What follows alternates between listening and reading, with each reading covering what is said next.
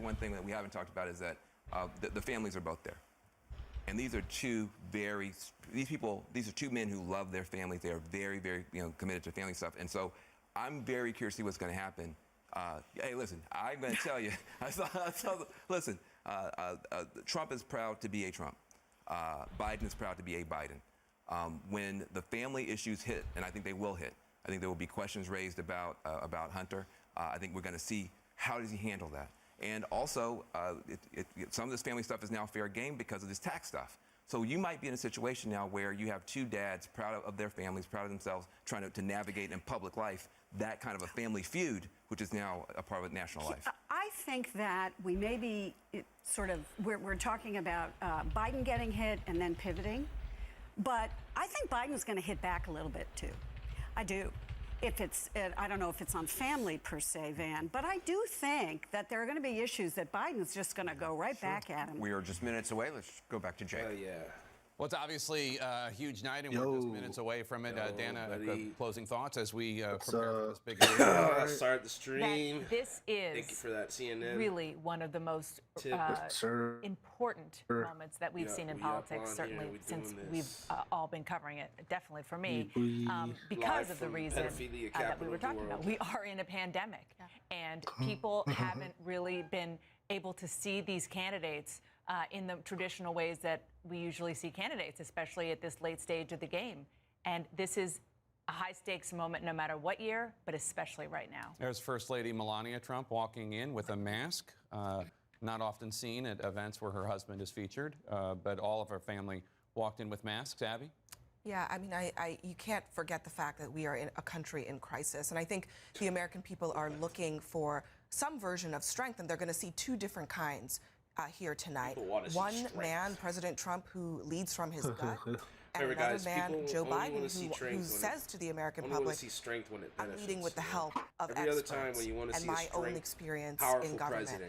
Those are two very stark choices, and I think it's going to be really on display. But to the extent that these two men have strengths and weaknesses, watching them and covering them over the years, I think this is going to be a pretty well-matched fight, and it's going to be a slugfest. Except it's very different styles, right? One guy conveys empathy, the other guy conveys, you can call it toughness, you can call it nastiness. I remember in 2012 when Obama had his first debate after being president, he had been in a bubble, only talking to people who really liked him and supported him. He hadn't done a lot of interviews that year, and he was rusty and out of shape. And talk about a bubble. I mean, people talk about the liberal bubble. The MAGA bubble that Donald Trump is in, where he talks to, Judge Jeanine and Fox folks, although I guess he does have a Fox moderator. I wonder what effect that will have. It could. I mean, and it's not just President Obama. George W. Bush didn't do well in his first debate. This is kind of the problem that incumbent presidents have, which is why this president, despite the fact that they have been trying to lower expectations, saying he hasn't really practiced, he has practiced. He has gotten the you-know-what kicked out of him by his aides and advisors in debate prep, because they know that he has been in a bubble because he's president of the United States. It's not just that he's president of the United States, though. He secludes himself with these sycophantic reporters. It's also because there are some things that this president doesn't want to talk about, as Caitlin Collins reported tonight. He doesn't like to talk about his money. Will he be prepared to talk about things that are getting under his skin in that way? And did he do enough preparation for those things? I do think, though, to concede to the president in some ways, he does take tough questions from the media all the time. He doesn't always answer from those the White House questions. press corps. From the White House press corps. I mean, in interviews, in long interviews. Not in interviews, but from the White House press corps. I do think that matters. No, it does matter, and that is something that he does that Obama did not. Yeah. But the point is, he's in a reward system where the most MAGA-friendly stuff gets applauded. Wolf? The moment that this campaign has been building to for months, President Trump and former Vice President Joe Biden taking the stage, going head-to-head in their first presidential debate at this crucial time in America's history. Crucial. The pandemic, the economy, race in America, the Supreme Court. They will be asked about the very difficult issues Americans are facing right now, the first of 3 presidential debates about to begin.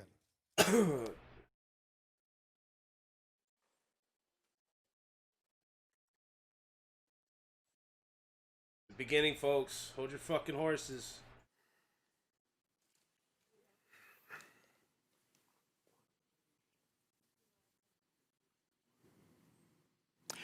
Good evening from the Health Education campus of Case Western Reserve University and the Cleveland Clinic. I'm Chris Wallace of Fox News, and I welcome you to the first of the 2020 presidential debates between President Donald J. Trump and former Vice President Joe Biden. This debate is sponsored by the Commission on Presidential Debates. The commission has designed the format, 6 roughly 15-minute segments, with 2-minute answers from each candidate to the first question, then open discussion for the rest of each segment. Both campaigns have agreed to these rules. For the record, I decided the topics and the questions in each topic. I can assure you, none of the questions has been shared with the commission or the 2 candidates. This debate is being conducted under health and safety protocols designed by the Cleveland Clinic, which is serving as the health security advisor to the commission for all 4 debates. As a precaution, both campaigns have agreed the candidates will not shake hands at the beginning of tonight's debate. That's all the they're audience gonna do. here in the hall has promised to remain silent. No cheers, no boos or other interruptions, so we, and more importantly you, can focus on what the candidates have to say. No noise except right now, as we welcome the Republican nominee, President Trump, and the Democratic nominee, Vice President Biden.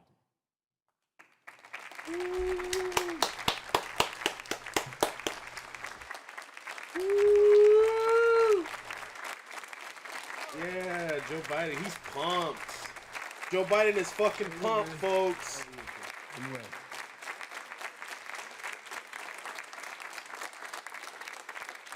Gentlemen, a lot of people have been waiting for this night, so let's get going. Our first subject is the Supreme Court. President Trump, you nominated Amy Coney Barrett over the weekend to succeed the late Ruth Bader Ginsburg on the court. You say the Constitution is clear about your obligation and the Senate's to consider a nominee to the court. Vice President Biden, you say that this is an effort by the president and Republicans to jam through an appointment and what you call an abuse of power. My first question to both of you tonight, why are you right in the argument you make and your opponent wrong, and where do you think a Justice Barrett would take the court? President Trump, in this first segment, you go first, 2 minutes. Thank you very much, Chris. I will tell you very simply, we won the election. Elections have consequences. We have the Senate, we have the White House, and we have a phenomenal nominee, respected by all, top academic, good in every way, In fact, some of her biggest endorsers are very liberal people from Notre Dame and other places. So I think she's going to be fantastic. We have plenty of time, even if we did it after the election itself. I have a lot of time after the election, as you know. So I think that she will be outstanding. She's going to be as good as anybody that has served on that court. We really feel that. We have a professor at Notre Dame, highly respected by all, said she's the single greatest student he's ever had. He's been a professor for a long time at a great school. Best student. And we won the election, and therefore we have the right to choose her, and very few people knowingly would say otherwise. And by the way, the Democrats, they wouldn't even think about not doing it. If they had, the only difference is they'd try and do it faster. There's no way they would give it up. They had Merrick Garland, but the problem is they didn't have the election, so they were stopped. And probably that would happen in reverse also. Definitely would happen in reverse. So we won the election, and we have the right to do it, Chris. President Trump, thank you. Same question to you, Vice President Biden. See, Biden strike back. Well, first of all, thank you for doing this, and looking forward to this, Mr. President. Thank you, Joe. The American people have a right to have a say in who the Supreme Court nominee is, and that say occurs when they vote for a United States senators and when they vote for the President of the United States. They're not going to get that chance now because we're in the middle of an election already. The election has already started. They already voted 4 Tens years of thousands ago, of Joe. people have already voted. We voted 4 years ago. And so the thing that should happen is we should It wait. happens, bro. We should wait and see what the outcome of this election is. That's the only way the American people get to express their view is by who they elect as president and who they elect as vice president. Now, what's at stake here is the president's made it clear he wants to get rid of the Affordable Care Act. He's been running on that He ran on that, and he's been governing on that. He's in the Supreme Court right now trying to get rid of the Affordable Care Act. All up in that. Which will strip 20 million people from having insurance, health insurance now, if it goes into court. And the justice, and I have nothing, I'm not opposed to the justice. She seems like a very fine person. But she's written before she went on the bench, which is her right, that she thinks that the Affordable Care Act is not constitutional. The other thing that's on the court, and if it's struck down, what happens? Women's rights are fundamentally changed. Once again, a woman could be pay more money because she has a pre-existing condition of pregnancy. They're able to charge a woman more for the same exact procedure a man did. It just happens. And that ended when we, in fact, passed the Affordable Care Act. And there's 100 million people who have pre-existing conditions, and they'll be taken away as well. Those pre-existing conditions, the insurance companies are going to love this. And so it's just not appropriate to do this before this election. If he wins the election and the Senate is Democrat or Republican, then he goes forward. If not, we should wait until February. All right. There aren't 100 million people with pre-existing conditions. As far as the say is concerned, the people already had their say. Okay, Justice Ginsburg said very powerfully, very strongly, at some point, 10 years ago or so, she said a president and the Senate is elected for a period of time, but a president's elected for 4 years. We're not elected for 3 years. I'm not elected for 3 years. So we have the Senate, we have a president. He's elected to the next during election. that period of time, we have an opening. I'm not elected for 3 years. I'm elected for 4 years. For like 3 and years. The 100 million people, you just Joe, relax. the 100 million people Take a is totally siesta, wrong. I don't know where you do got that anything. number. The bigger problem that you have is that you're going to extinguish 180 million people with their private health care that they're very That's happy simply with. not true. Well, you're certainly going to Go socialist. You're ahead. going to socialist medicine. We're now into, gentlemen, we're now into open discussion. Open discussion. Open discussion. Yes, I agree. Go ahead, Vice President. Number one, he knows that what I proposed. What I proposed is that we expand Obamacare and we increase it. We do not wipe any. And one of the big debates we had with 23 of my colleagues trying to win the nomination that I won, we're saying that Biden wanted to allow people to have private insurance still. They can.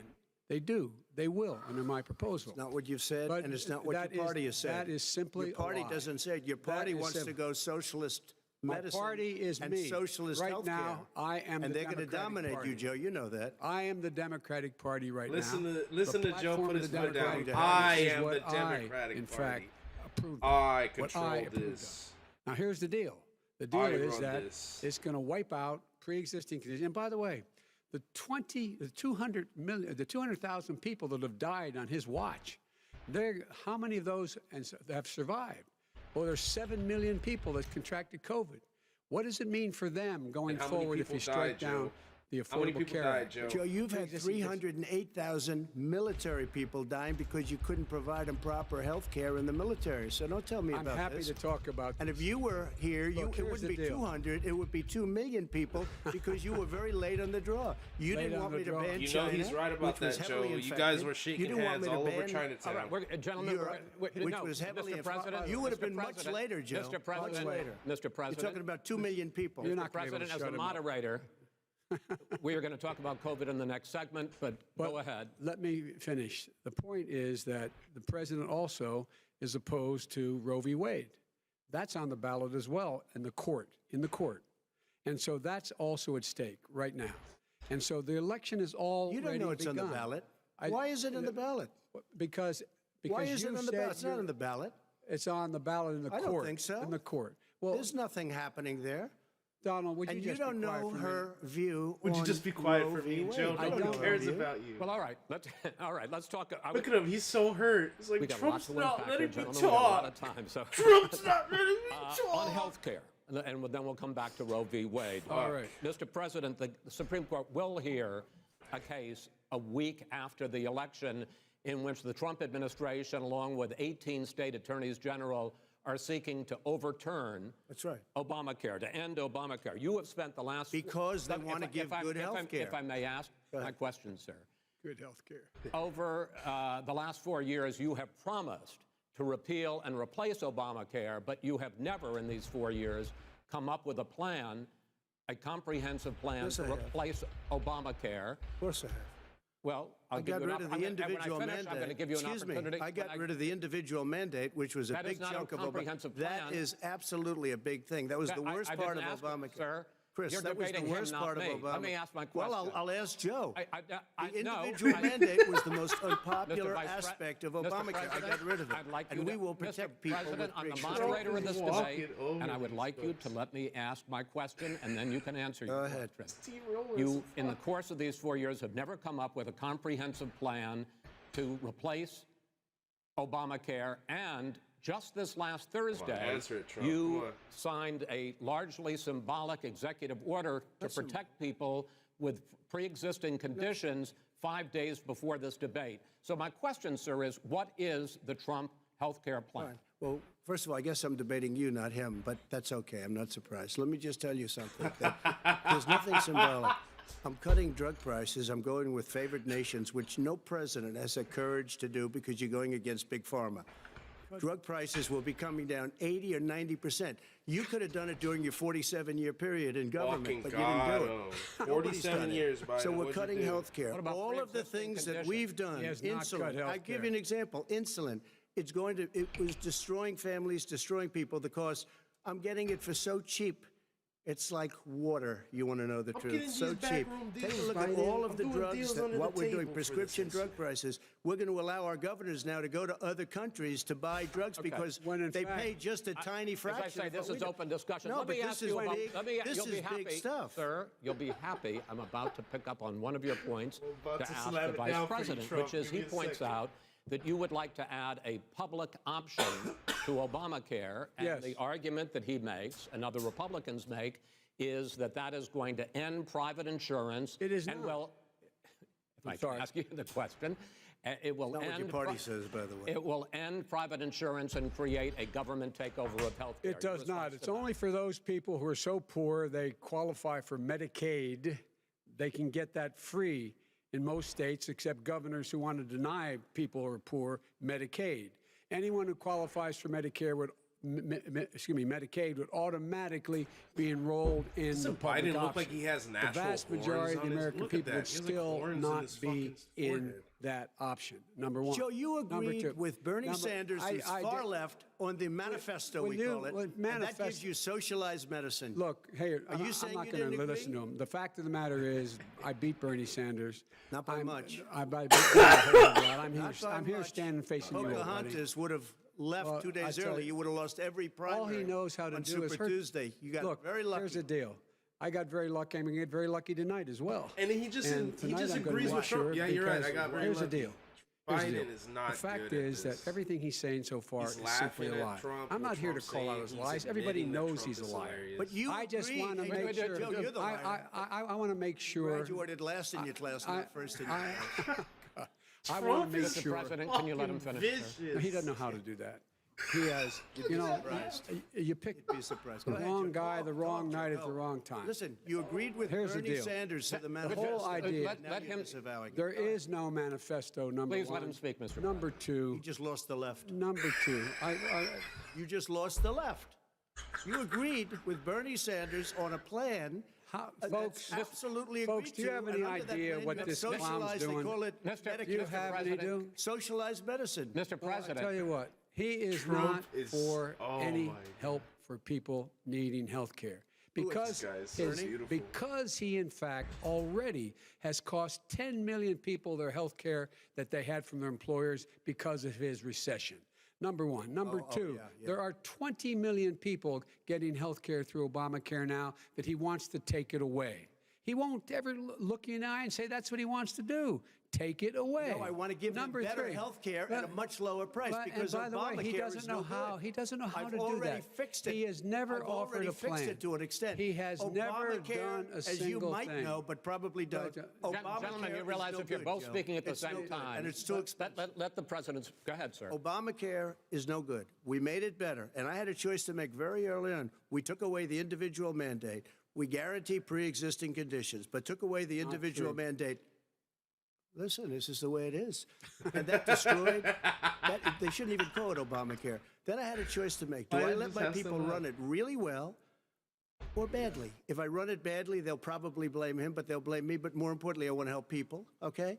I said, you got to run it so well. And I just had a meeting with them. They said, the problem is no matter how well you run Obamacare, it's a disaster. It's too expensive. Premiums are too high, and it doesn't work. So we do want to get rid of it. Chris, we want to get rid of it. I understand it, sir, but I have to give you roughly equal time. Please let the vice president talk. Good. Why does he keep telling him vice president? He's not the vice president. He sends out wishful thinking. He has executive orders that have no power. He hasn't lowered drug costs for anybody. He's been promising a health care plan since he got elected. He has none, like almost everything else he talks about. He does not have a plan. He doesn't have a plan. He doesn't need a plan. And the fact is, this man doesn't know what he's talking about. All right, I have one final question for you, sure. Mr. Vice President. If Senate Republicans, we were talking originally about the Supreme Court here, if Senate Republicans go ahead and confirm Justice Barrett, there has been talk about ending the filibuster or even packing the court, adding to the 9 justices there. You call this a distraction by the president, but in fact it wasn't brought up by the president. It was brought up by some of your Democratic colleagues in the Congress. So my question to you is, you have refused in the past to talk about it. Are you willing to tell the American people tonight whether or not you will support either ending the filibuster or packing the court? Whatever position I take on that, that'll become the issue. The issue is the American people should speak. You should go out and vote. You're in voting now. Vote and let your senators know how strongly you feel. Vote now. Make sure you, in fact, let people know your senator. I'm not going to answer the question because the question is radical left. Will you shut up, man? Oh, Biden! All right, gentlemen, I think this we've is ended so this. He's going to pack the court. We have not going to give a list. We have What you're doing, that's right. It is on unpresidential, Biden. That's why we're not voting for you. Productive segment, wasn't it? You're right. Keep yapping, man. The people understand, Joe. You couldn't answer the 47 question. years, you've done nothing. They understand. All right. The second subject is COVID-19, which is an awfully serious subject, so let's try to be serious about it. We have had more than 7 million cases of coronavirus in the United States, and more than 200,000 people have died. Even after we produce a vaccine, experts say that it could be months or even years before we come back to anything approaching normal. My question for both of you is, based on what you have said and done so far and what you have said you would do starting in 2021, why should the American people trust you more than your opponent to deal with this public health crisis going forward? In this case, the question goes to you first, sir. 2 minutes uninterrupted. Good luck. 200,000 dead. As you said, over 7 million infected in the United States. We, in fact, have 5%, 4% of the world's population, 20% of the deaths. 40,000 people a day are contracting COVID. In addition to that, about between 750 and 1,000 people a day are dying. When he was presented with that number, he said, it is what it is. Well, it is what it is because you are who you are. That's why it is. The president has no plan. He hasn't laid out anything. He knew all the way back in February how serious this crisis was. He knew it was a deadly disease. What did he do? Supposedly you did too, Biden, but you guys were campaigning all in March. He said he didn't tell us and give people a warning of it because he didn't want to panic. You don't panic. He panicked. In addition to that, what did he do? He went in and we were insisting that the people we had on the ground in China should be able to go to Wuhan and determine for themselves how dangerous this was. He did not even ask Xi to do that. He told us what a great job Xi was doing. He said we owe him a debt of gratitude for being so transparent with us. And what did he do then? He then did nothing. He waited and waited and waited. He still doesn't have a plan. I laid out back in March exactly what we should be doing. And I laid out again in July what we should be doing. We should be providing all the protective gear possible. We should be providing You the laid money out a the plan House in has July, passed Biden. in How many order to months be later, able to you didn't go know what out the fuck you were and talking get about either, people man. the help they need to keep their businesses open schools that cost a lot of money. You should get out of your bunker and get out of the sand trap and get in your golf course and go in the Oval Office and bring together the Democrats and Republicans and fund what needs to be done now to save lives. So if we would have listened to you, you have 2 minutes, sir. if we would have listened to you, the country would have been left wide open. Millions of people would have died, not 200,000, and one was person is racist too to cut much. off It's flow to China's China. fault. It should have never happened. They stopped it from going in, but it was China's fault. And by the way, when you talk about numbers, you don't know how many people died in China. You don't know how many people died in Russia. You don't know how many Biden has people been in died office in India. They don't since exactly give you straight counts, just so 1976. you Done understand. shit. But if you look at 47 what we've years. done, I closed it, and you Done said he's xenophobic. He's a racist, and he's xenophobic because you didn't think I should have unrelated to closed your our COVID. country. No, just Wait a start. minute. It's his 2 minutes. You didn't think we should have closed our country because you thought it was terrible. It was You wouldn't have racist. closed it for another 2 months. By my doing it early, in fact, Dr. Fauci said, President Trump saved thousands of lives. Many of your Democrat governors said, President Trump did a phenomenal job. Straight We worked from with the Fauci's governor. mouth. Oh, really? Go take a look. The governors said I did a phenomenal job. Most of them said that. In fact, people that would not be necessarily on my side said that. President Trump did a phenomenal job. We did. We got the gowns. We got the masks. We made the ventilators. You wouldn't have made ventilators. And now we're weeks away from a vaccine. We're doing therapeutics already. Fewer people are dying when they get sick. Far fewer people are dying. We've done a great job. The only thing I haven't done a good job, and that's because of the fake news. No matter what you say to them, they give you bad press on it. It's just fake news. They give you good press. They give me bad press because that's the way it is, unfortunately. But let me just tell you something. I don't care. I've gotten used to it. But I'll tell you, Joe, you could never have done the job that we did. You don't have it in your blood. You could have never done that job. I know how to do the job. I know how to get the job Well, you done. didn't do very well in swine flu. H1N1, you were a disaster. Your own chief of staff said you were a disaster. 14,000 people died, not 200,000. There was A no very- economic recession. Sir, you made a There was, far there less was no lethal recession. disease. you made a point. Let him answer it. And there was no one, we didn't shut down the economy. This is his economy he's shut down. The reason it's shut down is because, look, you folks at home, how many of you got up this morning and had an empty chair at the kitchen table because someone died of COVID? How many of you were in a Nobody, situation Biden. where you lost your mom or dad and you couldn't even speak to them? You had to How turn many your of you? phone up The so 5 you of could, you in out fact, there. say You goodbye. would have lost far How more many people. people? Far That is- more people. And, you would have been and by the way, months late. your own, You were his months behind me, his Joe. own CDC director says we could lose as many as another 200,000 people between now and the end of the year. And he held up. He said, if we just wear a mask, we can save half those numbers. Just a mask. Yeah, if you And wear by a the mask, way, you're still in gonna terms have of deaths, Biden. the You don't whole realize notion of a that? vaccine. Jesus Christ. We're for a vaccine, but I don't trust him at all. Nor do you. I know you don't. Who trusts What we you? trust is a scientist. You don't we trust Dr. Johnson & Fauci. Johnson, Pfizer? And Okay, by the way, gentlemen, and then- let me move on to questions about the future because you both have Look at touched Trump. on He's one of like the two of the unfazed. He almost questions I'm got going to phased when ask. he mentioned, Focusing on the future, he first, mentioned that President this was Trump, his economy. you He- have he had to do that. repeatedly either Quick look contradicted into the or been at crowd, odds Trump. with some of your government's own top scientists. The week before last, the head of the Centers for Disease Control, Dr. Redfield, said it would be summer before the vaccine would become generally available to the public. You said that he was confused and mistaken. Those were your two words. Yeah. But Dr. Slaoui, the head of your Operation Warp Speed, has said exactly the same thing. Are they both wrong? Well, I've spoken to the companies, and we can have it a lot sooner. It's a very political thing because people like this would rather make it political than save lives. It is a very political thing.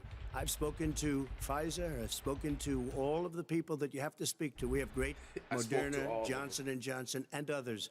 They can go faster than that by a lot.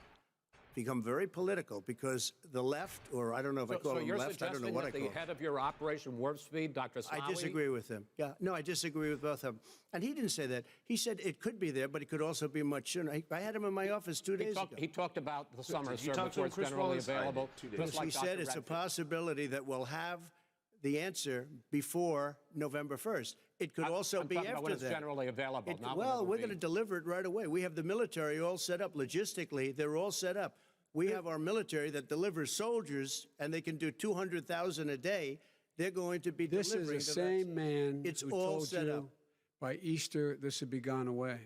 By the warm weather, it'd be gone. Miraculous, like a miracle. And by the way, maybe you could inject some bleach in your arm, and that would take care of it. This is the same man. That was said sarcastically. That was you said- know that. I- That was said sarcastically. And so here's the deal. This man is talking about a vaccine. Every serious company is talking about maybe having a vaccine done by the end of the year. But the distribution of that vaccine will not occur until sometime beginning or the middle of next year to get it out, if we get the vaccine. And pray God Why we is will. that? Pray God we will. Mr. Vice President, I want to pick up You'll have the I vaccine want sooner to than pick that. up on this question, though. You say the public can trust the scientists, but they can't trust President Trump. In fact, you said that again tonight. Your running mate, Senator Harris, goes further, saying the public health experts, quote, will be muzzled, will be suppressed. Given the fact that polls already show that people are concerned about the vaccine and are reluctant to take it, are you and your running mate, Senator Harris, contributing to that fear? No more than the question you just asked him. You pointed out. He puts pressure and disagrees with his own scientists. But you're saying Everybody you can't, knows. Senator Harris So how is is saying that you can't producing trust the fear, though, scientists. Well, Biden? no, He's you can't producing, trust the like, science. happiness She didn't lies, say okay? that. He's You lying can't and trust She doing it said in the like public a health happy experts, way. quote, will be muzzled. You're will be lying and doing it suppressed. in an evil way. That's what he's going to try to do. But there's millions of scientists, there's thousands of scientists out there, like here at this great hospital, that don't work Millions for of him. scientists. Their job doesn't depend on him. That's not. They're the people. And by I the way, spoke to the and Fauci, scientists that are in charge. By the way, they will have and- the vaccine very soon. Do you believe Just for a keep moment saying that. I talked to them. what he's telling you They're in gonna light fuck of yourself. all the lies he's told you about the whole issue relating to COVID? He still hasn't even acknowledged that he knew this was happening, knew how dangerous it was going to be back in February, and he didn't even tell you. He's on record as Neither saying did it. you, Biden. He panicked, or he just looked at the stock market. One of the two. You were Because guess campaigning in what? March, A lot out of in the people streets. died, and a lot more are going to die unless he gets a lot smarter, a lot quicker. So- Mr. President? Did you use the word smart? So you said you went to Delaware State, but you forgot the name of your college. You didn't go to Delaware State. You graduated either the lowest or almost the lowest in your class. Don't ever use the word smart with me. Don't ever use that word. Oh, give me a break. Because you know what? There's nothing smart about you, Joe. 47 years you've done Well, nothing. let's have this debate. And if you We'll would see have had, let me just tell you something, Oh, Joe. did Biden just If you ask would him have to had fight? the charge of what Did I Biden was just ask put him to through, I had to fight? close the greatest economy in the history of the country. And by the way, Did you now just it's ask being him built to again. fucking and it's fight? going We'll get up to the fast. economy in the next segment, sir. Okay. Amazing. It's going up fast. I look Okay. forward to talking. When it comes to He how did, the right? virus has been handled so far, the two of you have taken very different approaches, and this is going to affect how the virus is handled going forward by whichever of you ends up becoming the next president. I want to quickly go through several of those. Reopenings. Vice President Biden, you have been much more reluctant than President Trump about reopening the economy and schools. Why, sir? Because he doesn't have a plan. If I were running, I'd know what the plan is. You've got to provide these businesses the ability to have the money to be able to reopen with the PPE as well as with the sanitation they need. You have to Tell provide that to them Nancy plastic. Pelosi. Well, he's just shush for a minute. Tell it to Nancy You know, Pelosi. And Schumer, by the crying way, Chuck. Nancy Pelosi and Schumer, they have a plan. He won't even meet with them. The Republicans won't meet with the Senate. And he sits on his golf course. And well, I mean, literally, think about it. You probably All right, play think more than about I it. do, Joe. What about this question of reopenings and the fact Well, he wants to shut down this Biden country. can't help but laugh. He has And to I admit want to Trump keep is it funny. open. When you're And right in we front of just- Trump, we you just can't, shut you it know, shut it down. Wait a wait minute, 30 Chuck. minutes Let me and shut you crap down to for a reply on second, Twitter Chuck. and Just pretend you a didn't laugh. Yeah, exactly. He wants to shut down the country. We just went through it. We had to because we didn't know anything about the disease. Now we found that elderly people with heart problems and diabetes and different problems are very, very vulnerable. We learned a lot. Young children aren't. Even younger people aren't. We've learned a lot. But he wants to shut it down. More people will be hurt by continuing. If you look at Pennsylvania, if you look at certain states that have been shut down, they have Democrat governors all. One of the reasons they're shut down is because they want to keep it shut down until after the election on November I want to 3rd. move on to another Because subject. it's a I want to move political on to threat. another I subject. gotta But respond those, to that. I but wanna those move- states, gentlemen, I those wanna move states on to are another not subject. doing well that are shut down Which is right gotta now. respond to that. Wants to President shut Trump, down the you whole have country. begun to increasingly question the effectiveness of masks as a disease preventer. And in fact, recently you have cited the issue of waiters touching their masks and touching plates. Are you questioning I think the masks efficacy are okay. of You have masks? to understand, if you look, I mean, I have a mask right here. I put a mask on, when I think I need it. Tonight, as an example, everybody's had a test, and you've had social distancing and all of the things that you have to, but I Just wear like your masks rallies. when needed. When needed, I wear masks. Okay, let me ask. I don't wear masks like him. Every time you see him, he's got a mask. He could be speaking 200 feet away from it. He shows up with the biggest mask I've ever seen. I will say, Vice President Biden, go ahead, sir. Look, the way to open biggest businesses mask you ever is seen? give them the wherewithal to be able to open. We provided money. The Congress. But I was asking you, sir, about masks. Well, masks make a big difference. His own head of the CDC said if we just wore masks between now, everybody wore masks in social distance between now and January, we'd probably save up to 100,000 lives.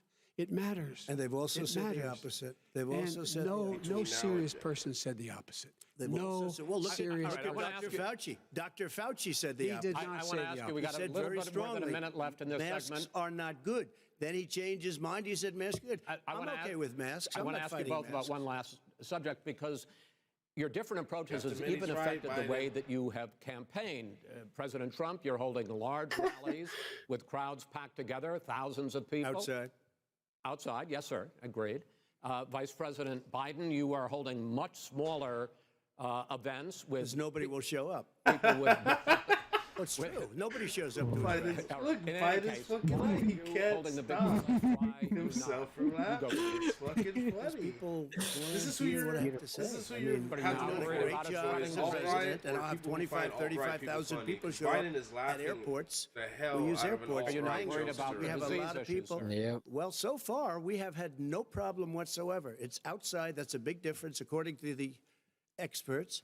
And we do them outside. We have tremendous crowds, as you see. I mean, I have, like, the and only other literally times I see him 24 hours smile that notice. much is when he's And Joe touching does little the circles, girls. and So. there's 3 people someplace. Okay. By the way, That's a good one of the last policies he has, and a reporter came up to him to ask him a question. He said, no, stand back. Put on your mask. Put on a mask. Have you been tested? I'm way far away from those other people. That's what he said. I can't. I'm going to be okay. He's not worried about you. He's not worried about the people out there breathing in one another. We've had no negative cheek to effect. jowl. No negative effect. We've Come had on. no negative effect. And we've had 35, 40,000 All right. people You wanna at these rallies. Just Yes. quickly finish up, because I want to move on to our next. Yes, I will. Biden He's can't even been totally remember Herman irresponsible Cain. He the could way have in just which said, he "What has about Herman handled Cain?" And that would have been a good the social distancing and people wearing masks, basically encouraged them not to. All right. He's a fool on this. If you could get the crowds, you would have done the same thing. But you can't. Nobody cares. Gentlemen, can we move on Nobody to the cares. Gentlemen, can we move on to the economy? Yes. The You economy said it right there, folks. Nobody is, cares. I think it's fair to say, recovering Nobody faster fucking than cares. expected from the shutdown. Much This- faster. In the second quarter, the unemployment rate fell to 8.4% last month. The Federal Reserve says the hit to growth, which is going to be there, is not going to be nearly as big as they had expected. President Trump, you say we are in a V-shaped recovery. Vice President Biden, you say it's more of a K-shape. Now they're fighting over difference fucking does chart that analysis. mean to the God American damn. people in terms of the economy? President Trump, in this segment, you go first. So we built the greatest economy in history. We closed it down because of the China plague. When the plague came in, we closed it down, which was very hard psychologically to do. He didn't think we should close it down, and he was wrong. And again, 2 million people would be dead now instead of still 204,000 people is too much. One person is too much. Should have never happened from China. But what happened is we closed it down, and now we're reopening, and we're doing record business. We had 10.4 million people in a 4-month period that we've put back into the workforce. That's a record the likes of which nobody's ever seen before. And he wants to close down he will shut it down again. He will destroy this country. You know, a lot of people, between drugs and alcohol and depression, when you start shutting it down, you take a look at what's happening at some of your Democrat-run states where they have these tough shutdowns. And I'm telling you, it's because they don't want to open it. One of them came out last week. You saw that. Oh, we're going to open up on November 9th. Why November 9th? Because it's after the election. They think they're hurting us by keeping them closed. They're hurting people. People know what to do. They can social distance. They can wash their hands. They can wear masks. They can do whatever they want. But they got to open these states up. When you look at North Carolina, when you look at these governors are under siege, Pennsylvania, Michigan, and a couple of others, you got to open these states up. It's not fair. You're talking about almost it's like being in prison. And you look at what's going on with divorce, look at what's going on with alcoholism and drugs. It's a very, very sad thing. And he'll close down the whole country. This guy will close down the whole country and destroy our country. Our country is coming back incredibly well, setting records as it does it. We don't need somebody to come in and say, let's shut it down. All right. Your 2 minutes, sir. We're now moved to you. As I said, posing the question, the president says it's a V-shaped recovery. You say it's a K-shaped recovery. What's the difference? The difference is millionaires and billionaires like him in the middle of the COVID crisis have done very well. Another billionaire has made another $300 billion because of his profligate tax proposal, and he only focused on the market. But you folks at home, you folks living in Scranton and Claymont and all the small towns and working class towns in America, how well are you doing? This guy paid a total of $750 in taxes. Sir, wait, no, sir, it's just the wrong statement. Yeah, I understand. You've agreed to the 2 minutes, so please let him have it. Do I get my time back? The fact is that he has, in fact, worked on this in a way that he's going to be the first president of the United States to leave office having fewer jobs in his administration than when he became president. Fewer jobs than when he became president. First one in American history. Secondly, the people who have lost their jobs are those people who have been on the front lines, those people who have been saving our lives, those people who have been out there dying, people who've been putting themselves in the way to make sure that we could all try to make it.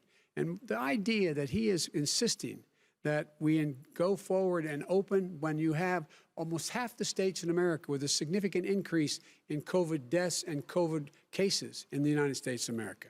And he wants to open it up more. Why does he want to open it up? Why doesn't he take care of the American? You can't fix the economy until you fix the COVID crisis. And he has no intention of doing anything about making it better for you all at home in terms of your health and your safety. Schools. Why aren't schools open? Because it costs a lot of money to open them safely. You know, they were going to give, his administration was going to give the teachers and school students masks. And then they decided, no, couldn't do that because it's not a national emergency. Not a national emergency. They've done nothing to help small businesses. Nothing. They're closing. 1 in 6 is now gone.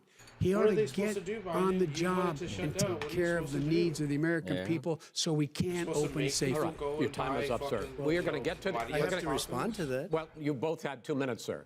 Excuse me, he made a statement.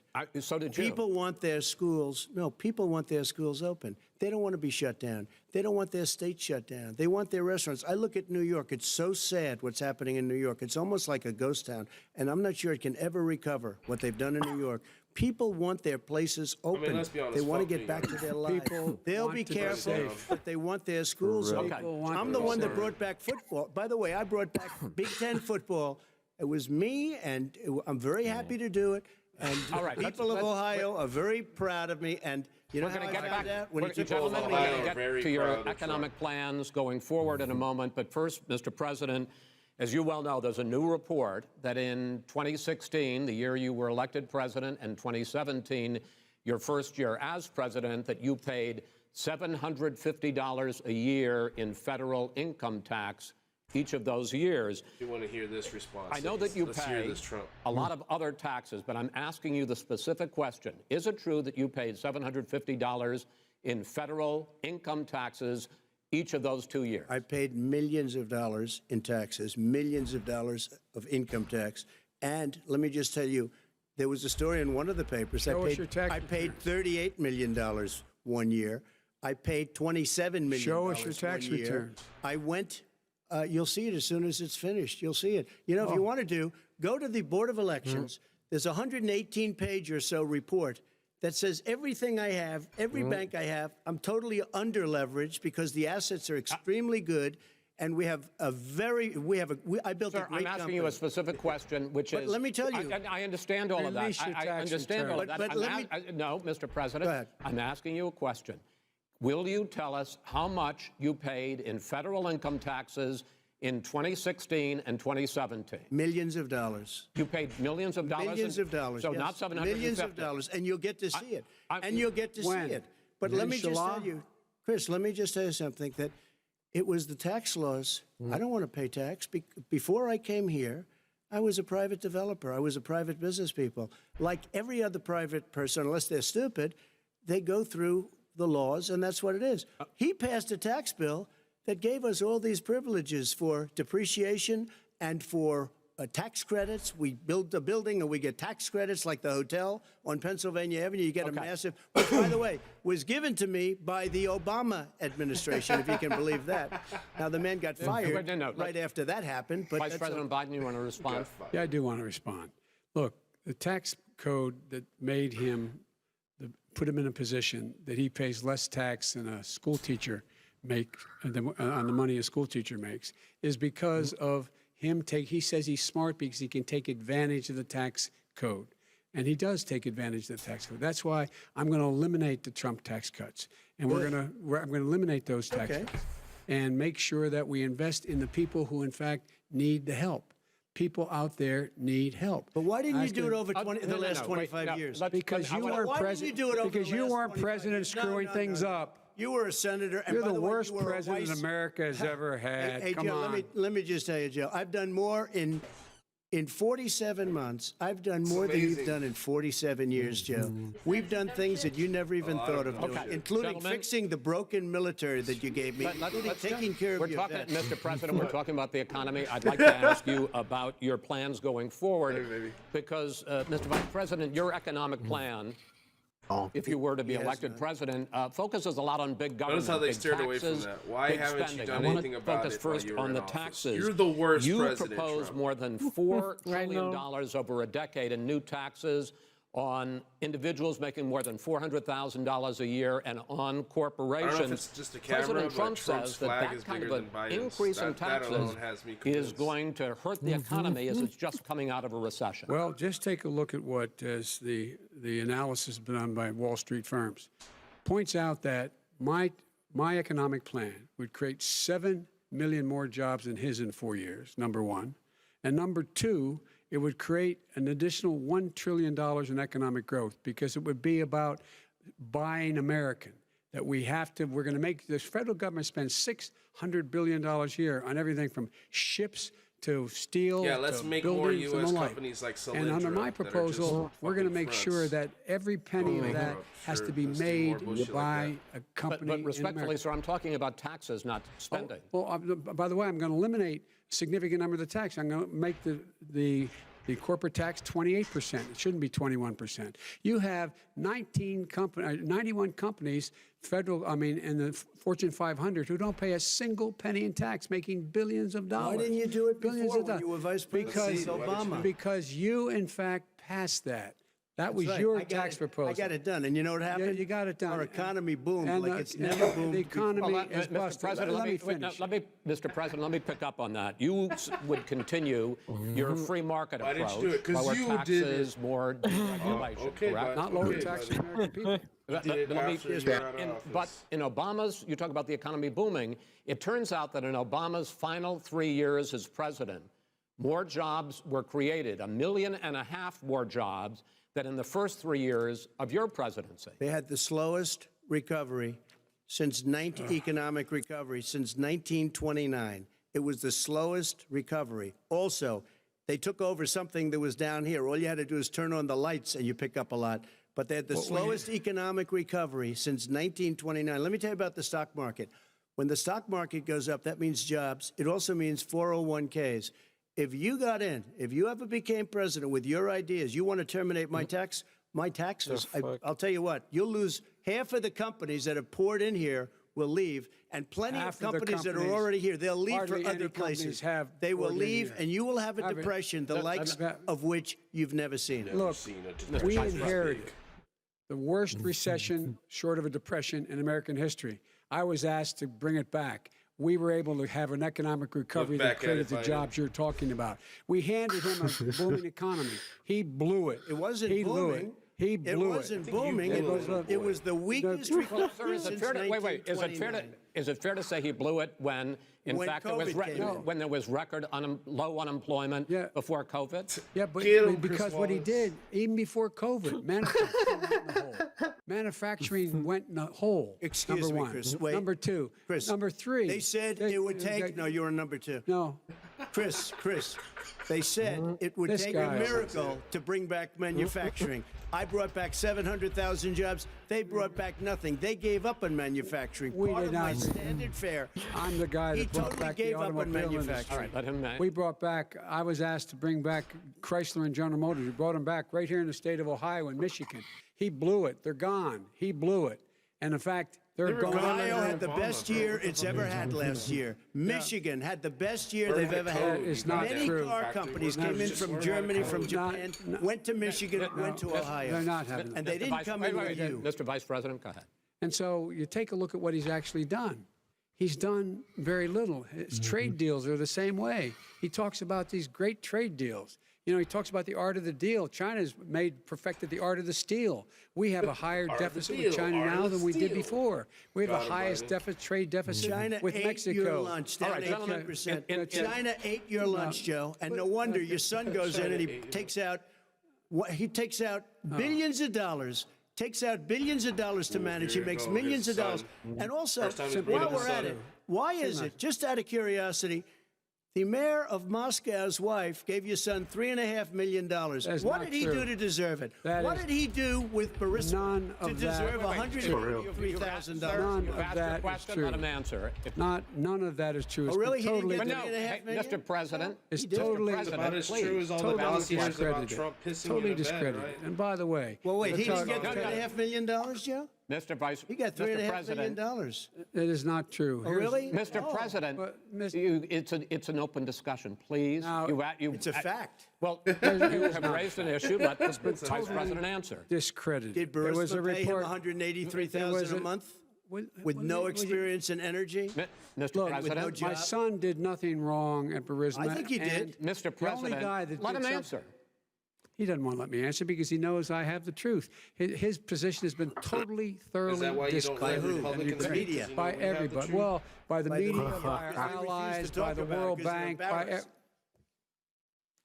by everyone has discredited. Matter of fact, even the people President, who please stop. testified Only under demoralizing oath. Biden. So let me ask you this. Under No, oath. go ahead, Mr. I'm listening to Even the you. people under. He got $3.5 he million from testified- Moscow. He testified under oath in his administration, said, I did my job and I did it very well. So he can't even answer who they are. He just says it's Well, not I'll give you the wrong, but list I'll of the try people who to try. testified. No, go ahead, sir. Sure, you've already fired most of them because they did a Some good because job. Some people don't well, do a good here's job. With you, Go ahead. Wait a minute. You get the final word, Mr. well, it's hard to get any word in with this clown. Excuse me, this. Hey, this let me just person. tell you. No, You no, already no. told him to Mr. shut up President, and Three ask and a him to half fight million, Biden. Joe. Don't That pretend is like simply- you're Why did he higher deserve than $3.5 million from Moscow? Look, here's the deal. We want to talk about families and ethics. I don't want to do that. I mean, his family we could talk about I don't all wanna night. talk about His family family's and My already. family, No, let him go. my family Already lost wrote a fortune by Go ahead. coming down and helping Go us ahead. with Go government. ahead, sir. And that's Every- such a. they're right Go here. ahead, Mr. That's President. such Every a great. single one of them lost This a is not fortune about by my coming and family or helping his us with family. It's government. about your family, They the didn't American collect people. $3.5 million He for doesn't. nothing. That's not true. It doesn't want to talk about It what doesn't you want to. need. You, the American people. It's about you. That's what we're talking about. you here. should All right, Not that's the end of the Shouldn't have segment. taken the money. We're moving on. He didn't take them. Well, Vice it's a very- President, but Chris, no, can I be honest? It's a very important Try to be question. honest. No, He I stood get it. up. No, he stood up, the answer to and the he question is threatened no. Ukraine. No, sir. With $1 billion, if you That I'm the is president, Chris absolutely Wallace. not I don't true. give a fuck if you're on my You're side, not. Chris. Let me fucking slam dunk this bitch. I hate to raise my voice, but Don't it play seems to nuts be, all over why his should I face. be Give me a different than the second. two of you? So here's the deal. Good point. We have 6 segments. We have ended that segment. We're going to go to the next segment. In that segment, you each are going to have 2 uninterrupted moments. In those Pop 2 quiz uninterrupted time. minutes, Mr. President, you can say anything you want. Is that your I'm final going to ask answer? a question about race, but if you want to answer about something else, go ahead. But I think that the country would be better served if we allowed both people to speak with fewer interruptions. I'm appealing to you, sir, to do that. Well, and him too. Well, frankly, you've been doing more Well, interrupting that's than all he right, has. but he does plenty. Well, less than. Fight over who interrupts more. Please continue on. The issue of race. Vice President Biden, you say that President Trump's response to the violence in Charlottesville 3 years ago, when he talked about very fine people on both sides, was what directly led you to launch this run for president. Oh, yeah, sure. President Trump, you have often said that you believe you have done more for black Americans than any president, with the possible exception of Abraham Lincoln. The question for the two of you is, why should voters trust you rather than your opponent to deal with the race issues facing this country over the next 4 years? Vice President Biden, you go first. It's about equity and equality. It's about decency. It's about the Constitution. And we have never walked away from trying to require equity for everyone, equality for the whole of America. But we've never accomplished it. But we've never walked away from it like he has done. It is true. The reason I got in the race is when those people, close your eyes, remember what those people look like coming out of the fields carrying torches, their veins bulging, just spewing anti-Semitic bile, and accompanied by the Ku Klux Klan. A young woman got killed. And they asked the president what he thought. He said there were very fine people on both sides. No president has ever said anything like that. No president has ever been second point taking a fair and balanced response. is that when Floyd was killed, when Mr. Floyd was killed, there was a peaceful protest in front of the White House. What did he do? He came out of his bunker, had the military use tear gas on him so he could walk across to a church and hold up a Bible. And then what happened after that? The bishop of that very church said that it was a disgrace. The general who was with him said all he ever wants to do is divide people, not unite people at all. This is a president who has used everything as a dog whistle to try to generate racist hatred, racist division. This is a man who, in fact, you talk about helping African Americans. 1 in 1,000 African Americans has been killed because of the coronavirus. And if he doesn't do something quickly, by the end of the year, 1 in 500 will have been killed. 1 in 500 African Americans. This man is a savior of African Americans. This man cares at all. This man's done virtually nothing. Look, the fact is that you have to look at what he talks about. You have to look at what he did. And what he did has been disastrous for the African American community. So, President Trump, you have 2 minutes. Why should Americans trust you over your opponent to deal with racism? He did a crime bill, 1994, where you call them super predators, African Americans, super predators, and they've never forgotten it. They've never forgotten it, Joe. No, sir, it's his 2 minutes. So you did that, and they call you a super predator, and I'm letting people out of jail now that you have treated the African American population community, you have treated the black community about as bad as anybody in this country. You did the 1990, and that's why, if you look at the polls, I'm doing better than any Republican has done in a long time, because they saw what you did. You call them super predators, and you've called them worse than that, because you look back at your testimony over the years, you've called them a lot worse than that. As far as the church is concerned, and as far as the generals are concerned, we just got the support of 250 military leaders and generals, total support. Law enforcement, almost every law enforcement group in the United States. I have Florida, I have Texas, I have Ohio, I have Portland. The sheriff just came out today and he said, I support President Trump. I don't think you have any law enforcement. You can't even say the word law enforcement, because if you say those words, you're going to lose all of your radical left supporters. And why aren't you saying those words, Joe? Why don't you say the words law enforcement? Because you know what? If they called us in Portland, we would put out that fire in a half an hour, but they won't do it because they're run by radical left Democrats. If you look at Chicago, if you look at any place you want to look, Seattle, they heard we were coming in the following day and they put up their hands and we got back Seattle. Minneapolis, we got it back, Joe, because we believe in law and order, but you don't. The top 10 cities and just about the top 40 cities are run by Democrats and in many cases radical left. And they've got you wrapped around their finger, Joe, to a point where you don't want to say anything about law and order. And I'll tell you what, the people of this country want and demand law and order, and you're afraid to even say it. All right. I want to return to the question of race. Age-old tropes. Vice President Biden, after the grand jury in the Breonna Law and order decided not to charge any of the police with homicide, you said it raises the question, quote, whether justice could be equally applied in America. Do you believe that there is a separate but unequal system of justice for blacks in this country? Yes, there is. There's systemic injustice in this country, in education and work and in law enforcement and the way in which it's enforced. But look, the vast majority of police officers are good, decent, honorable men and women. They risk their lives every day to take care of us. But there are some bad apples. And when they occur, when they find them, they have to be sorted out. They have to be held accountable. They have to be held accountable. And what I'm going to do as President of the United States is call together an entire group of people at the White House, well, everything from the civil rights groups to the police officers, to the police chiefs, and we're going to work this out. We're going to work this out so we change the way in which we have more transparency in when these things happen. These cops aren't happy to see what happened to George Floyd. These cops aren't happy to see what happened to Breonna Taylor. Most don't like it. But we have to have a system where people are held accountable. And by the way, violence in response is never appropriate. Never appropriate. Peaceful protest is. Violence is never appropriate. All right, what is peaceful protest? When they run through the middle of a town and burn down your stores and kill people all over the place, and you say peaceful protest? No, it's not, but you say it is. President Trump, I'd like to continue with the issue of race. I promise we're going to get to the issue of law and order in a moment.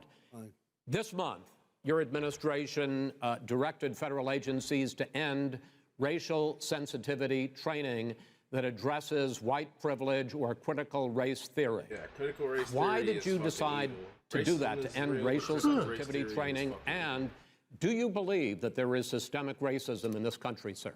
I ended it because it's racist. I ended it because a lot of people were complaining that they were asked to do things that were absolutely insane, that it was a radical revolution that was taking place in our military, in our schools, all over the place, and you know it, and so does everybody else. And he would know. What is radical about racial sensitivity training, sir? If you were a certain person, you had no status in life. It was sort of a reversal. And if you look at the people, we were paying people hundreds of thousands of dollars to teach very bad ideas and, frankly, very sick ideas, and really teaching people to hate our country. And I'm not going to do that. I'm not going to allow that to happen.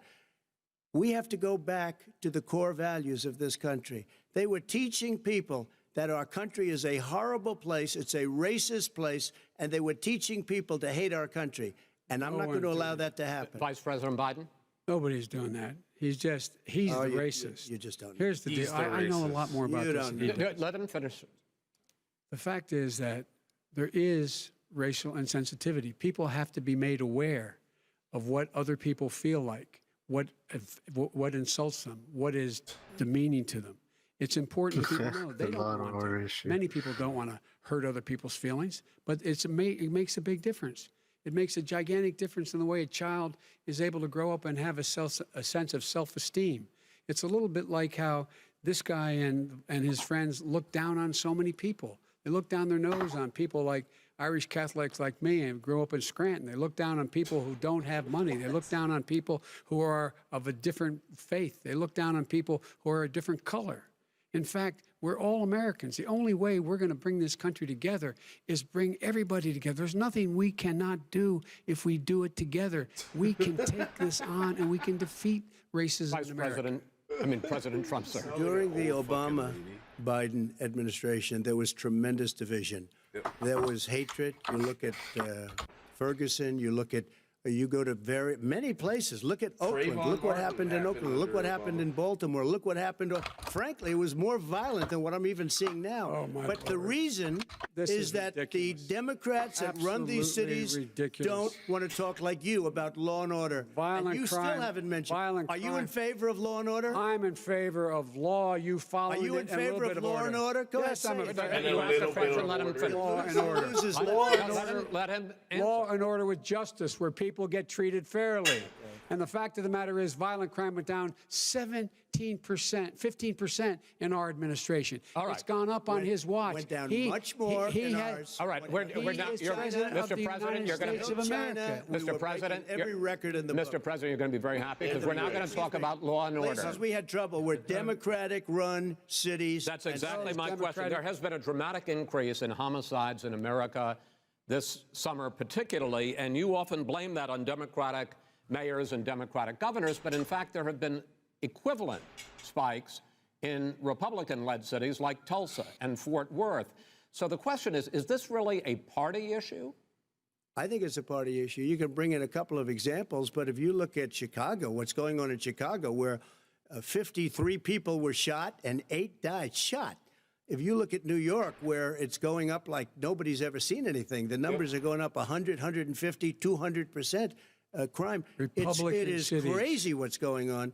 And he doesn't want to say law and order because he can't, because he'll lose his radical left supporters. And once he does that, it's over with. But if he ever got to run this country and they ran it the way he would want to run it, we would have our suburbs would be gone. By the way, our suburbs would be gone, and you would see problems like you've never seen. He would know a suburb unless he took a wrong turn. Oh, I know suburbs. He would not. So much I was better. raised in the suburbs. This is not 1950. All these dog whistles and racism don't work anymore. Suburbs are by and large integrated. There's many people today driving their kids to soccer practice and/or to black and white and Hispanic in the same car as there have been any time in the past. What really is a threat to the suburbs and their safety is his failure to deal with COVID. They're dying in the suburbs. His failure to deal with the environment. They're being flooded. They're being burned out because his refusal to do anything. That's why the suburbs are in trouble. I do want to talk about this issue of law and order, though. And in the joint recommendation that came from the Biden-Bernie Sanders task force, you talked about, quote, reimagining policing.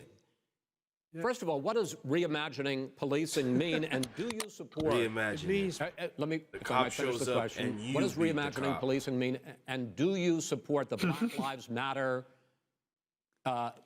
call for community control of policing? Look, what I support is the police having the opportunity to deal with the problems they face. And I'm totally opposed to defunding the police officers. As a matter of fact, local police. The only one defunding it, his budget calls for a $400 million cut in local law enforcement assistance. They need more assistance. They need, when they show up for a 9/11 call, to have someone with them as a psychologist or psychiatrist to keep them from having to use force and be able to talk people down. We have to have community policing like we had before, where the officers get to know people in the communities. That's when crime went down. It didn't go up, it went down. And so we have to be engaged. That's not what they're talking about, Chris. That's not what they're talking about. He's talking about defunding the police. That is not true. He doesn't have any law support. He has no law enforcement support. That's not true. Almost nothing. Look. Roy, who do you have? Name one group that supports you. Name one group that came out and supported you. Go ahead. Think. We have time. We don't have time to do anything. Law enforcement Biden cannot think at all. His synapses cannot fire. I'm going to take back the moderator, and I want to get to another subject, which is the issue of protests in many cities that have turned violent. Looks so in hurt. Portland, Whenever Trump Oregon, gets him especially, we had really more than 100 straight days of protests, which I think should have been talking about peaceful protests. Many of those turned into riots.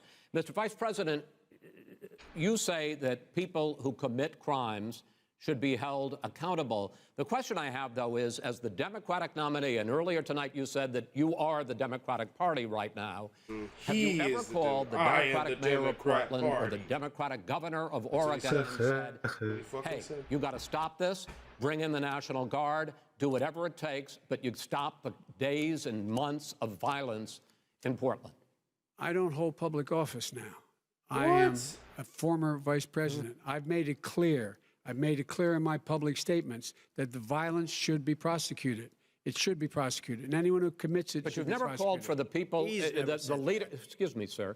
You never called for the leaders in Portland and in Oregon to bring in the National Guard and knock off 100 days of riots. They can, in fact, take care of it if he'd just stay out of the way. Look here. Oh, You really? can't answer really? that simple Here's the question. thing. I sent in the U.S. Marshals to get the killer of the young man in the middle of the street. They shot him, and for 3 days, President Trump, Portland wouldn't do anything. I had to send in the U.S. Marshals. They took care of business. Go ahead, sir. And by the way, his own former spokesperson said, riots and chaos and violence help his cause. That's what this is all about. I don't know who said that. I do. Who? I think Kellyanne Conway. I don't think she said that. She said that. And so here's the, here's the point. The point is that that's what he is, keeps trying to rile everything up. He doesn't want to calm things down. Instead of going in and talking to people and saying, let's get everybody together, figure out how to deal with this. What's he do? He just pours gasoline in the fire constantly, and every single solitary time. And to end this, button up this segment, I'm going to give you a minute to answer, sir. You have repeatedly criticized. I have to answer his statement. You have repeatedly. You have repeatedly. No, you've been talking back and forth. He made a statement. I'm asking you. I would love to end it. Sir. I would love to end Chris it. Wallace is trying to. No, sir. Very quickly. I know. But I'd send in the National Guard. It would be over. There'd be no problem. Okay. But they don't want to accept the National Guard. You have repeatedly criticized the vice president for not specifically calling out Antifa and other left-wing extremist groups. But are you willing tonight to condemn white supremacists and militia groups and to say that they need to stand down and not add to the violence in a number of these cities, as we saw in Kenosha and as we've seen in Portland? Sure, are you I'm prepared to do specifically do it? Well, go ahead, sir. I would say almost everything I see is from the left wing, not from the right wing. So what are you saying? I'm willing to do anything. I want to see peace. Then do it, sir. Say it. Do it. Say it. You want to call them? What do you want to call them? Give me a name. Give me a White name. supremacists and Who would white you like me to condemn? White supremacists and right Proud Boys, stand back and stand by. But I'll tell you what. Somebody's got to do something about Antifa and the left, because this is not a right-wing problem. This is a left-wing. Director This is a left-wing problem. White supremacist. Antifa's an idea, not an organization. Oh, you got to be not kidding. militia. That's what his It's an idea. FBI. His FBI director said. You know what? We're done, White sir. supremacy is just an idea. When a bat hits you over the head, that's not an idea. Everybody in Pedophilia is your just a administration tells you the truth is about an idea. I tell you what, you have no ideas. Antifa is a dangerous All right, radical gentlemen, group. we're now moving on to the Trump and you ought to be Biden careful records. with them. They'll overthrow you. When a president, I'm going to ask He's right. Be careful with them. They're going to president overthrow seeks you. a second term, it said is it generally straight a up. referendum on his record. But Vice President Biden, you like to quote one of your dad's sayings, which is, don't compare me to the almighty, compare me to the alternative. And in this case, sir, you are the alternative.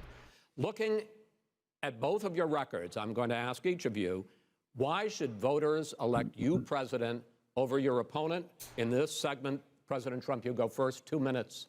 Because there has never been an administration or president who has done more than I've done in a period of 3.5 years. And that's despite the impeachment hoax.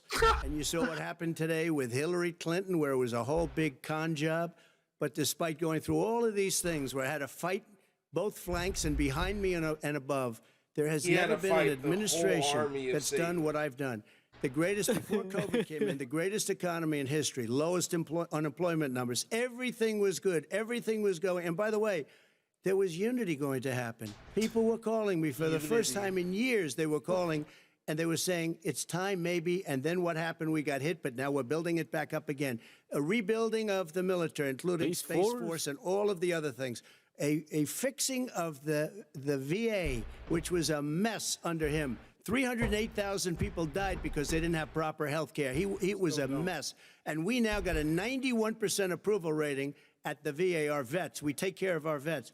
But we've rebuilt our military. The job that we've done, and I'll tell you something, some people say maybe the most important. By the end of the first term, I'll have approximately 300 federal judges and Court of Appeals judges, 300, and hopefully 3 great Supreme Court justices. That is a record, the likes of which very few people, and you know one of the reasons I'll have so many judges? Because President Obama and him left me 128 judges to fill. When you leave office, you don't leave any judges. That's like, you just don't do that. They left 128 openings, and if I were a member of his party, because they have a little different philosophy. I'd say if you left us 128 openings, you can't be a good president. You can't be a good vice president. But I want to thank you because it gives us almost, it'll probably be above that number by the end of this term. 300 judges, it's a record.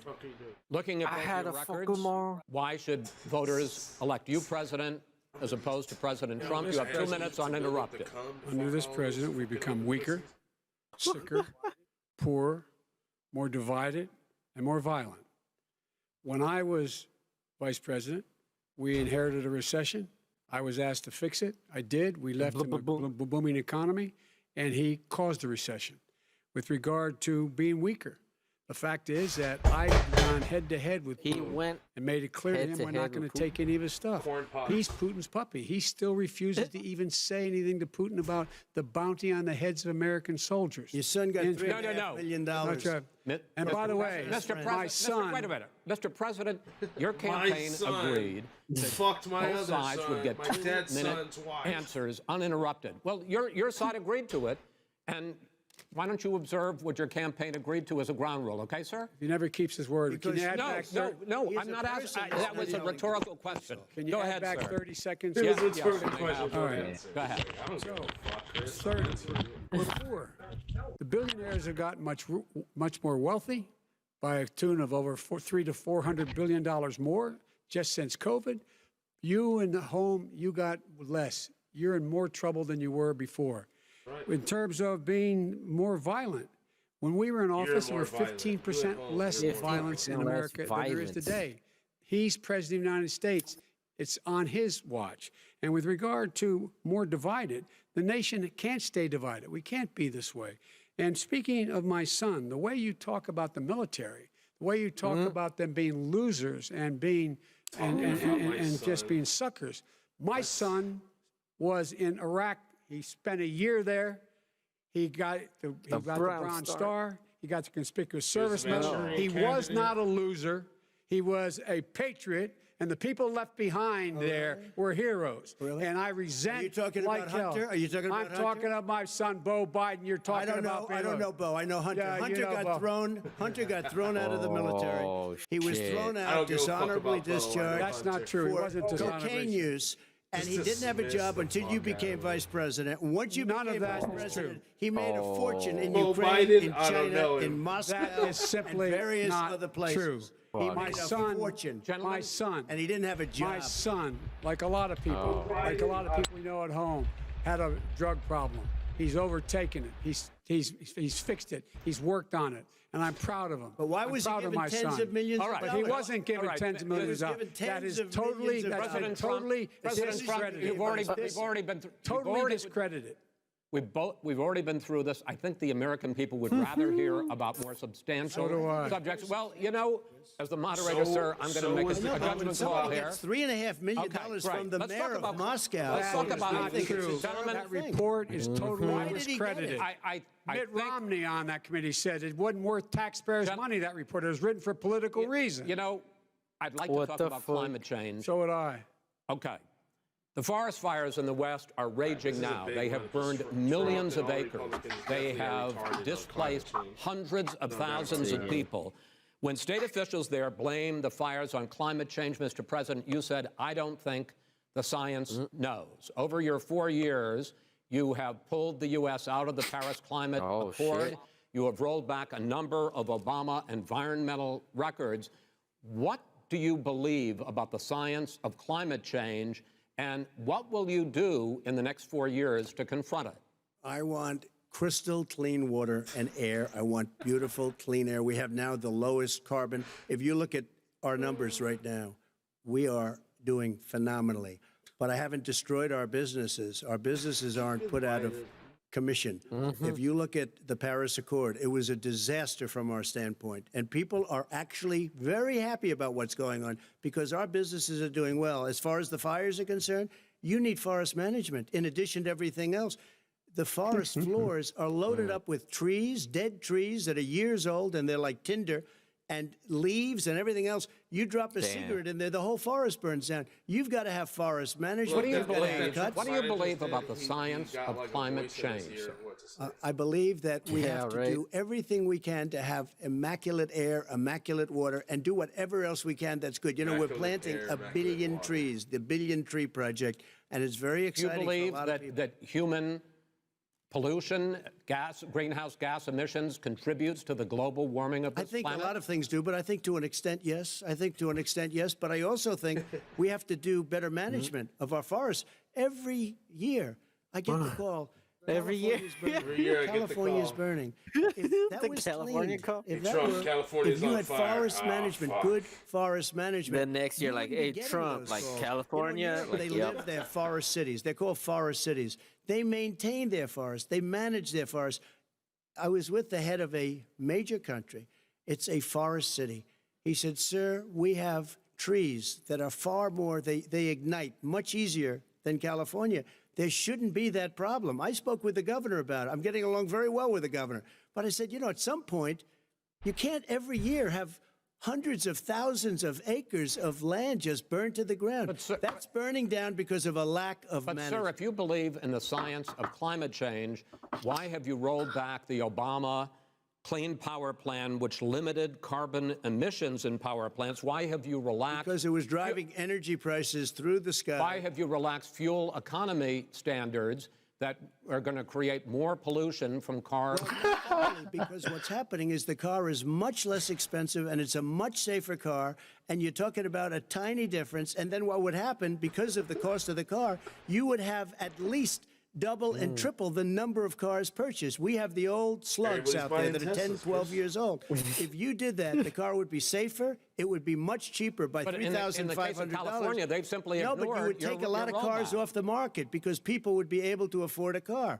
Now, and by the way, we're going to see how that turns out. But a lot of people agree with me, many people. The car has gotten so expensive because they have computers all over the place for an extra little bit of gasoline. And, and I'm okay with electric cars, too. I think I'm all for electric cars. I've given big incentives for electric cars. But what they've done in California is just crazy. Vice President Biden, I'd like you to respond to the president's climate change record, but I also want to ask you about a concern. You proposed $2 trillion in green jobs. You talk about new limits, not abolishing, but new limits on fracking, ending the use of fossil fuels to generate electricity by 2035, and zero net emission of greenhouse gases by 2050. The president says a lot of these things would tank the economy and cost millions of jobs. He's absolutely wrong, number one. Number two, if in fact, during our administration, the Recovery Act, I was in charge, able to bring down the cost of renewable energy to cheaper than or as cheap as coal and gas and oil. Nobody's going to build another coal-fired plant in America. No one's going to build another oil-fired plant in America. They're going to move to renewable energy, number one. Number two, we're going to make sure that we are able to take the federal fleet and turn it into a fleet that's run on their electric vehicles. Thank you, Making sir. sure we can do that. We're going to put 500,000 charging stations and all of the highways that we're going to be building in the future. We're going to build an economy that, in fact, is going to provide for the ability us to take 4 million buildings and make sure that they, in fact, are weatherized in a way that, in fact, they'll emit significantly less gas and oil because the heat will not be going out. There's so many things that we can do now to create thousands and thousands of jobs. We can get to net zero in terms of energy production by 2035. Not only not costing people jobs, creating jobs, creating millions of good paying jobs, not $15 an hour, but prevailing wage, by having a new infrastructure that, in fact, is green. And the first thing I will do, I will rejoin the Paris Accord. I will join the Paris Accord because with us out of it, look what's happening. It's all falling apart. It's all falling Talk about someone who has no relationship with foreign policy. Brazil, the rainforests of Brazil are being torn down, are being ripped down. More carbon is absorbed in that rainforest than every bit of carbon that's emitted in the United States. Instead of doing something about that, I would be gathering up and making sure we had the countries of the world coming up with $20 billion and say, here's $20 billion. And take over Brazil and stop them. Just throw the money in the forest. Just stop. And if you don't, then you're going to have significant If you chop the tree down, economic you're gonna chop the consequences. money down. What about the argument that President Trump basically says that you have to balance environmental interests and economic interests, and he's drawn his line? Well, he hadn't drawn a line. He still, for example, makes sure that he wants to make sure that methane's not a problem. You can now emit more methane without it being a problem. Methane. This is a guy who says that you don't have to have mileage standards for automobiles that exist now. This is a guy who says that, well, the fact is, it's all true. And here's the deal. He's talking about the Green New Deal, and it's not $2 billion or $20 billion, as you said. It's $100 trillion. I'm talking about where they want to rip down buildings and rebuild the building. No, it's the dumbest, most ridiculous. Where airplanes are out of business, where two-car systems are out, where they want to take out the cows too. That's not true either, right? This is a $100 trillion. Look, that's more money than our country could make in 100 years if we're not the case. All right, let me because I actually, wait a minute, sir. I actually have studied your plan, and it includes upgrading 4 million buildings, weatherizing 2 million homes over 4 years, building 1.5 million energy-efficient homes. So the question becomes, the president is saying, I think some people who support the president would say that sounds like it's going to cost a lot of money and hurt the economy. What it's going to do is going to create thousands and millions of jobs, good-paying jobs. But let him finish, sir. He doesn't know how to do that. He doesn't know how to The let fact is, it's going to create millions of good-paying jobs, and these tax incentives for people to weatherize, which he wants to get rid of. It's going to make the economy much safer. Look how much we're paying now to deal with hurricanes. By the way, he has an answer for hurricanes. He said maybe we should drop a nuclear weapon on them. They may. I never said that. He did say. You made it up.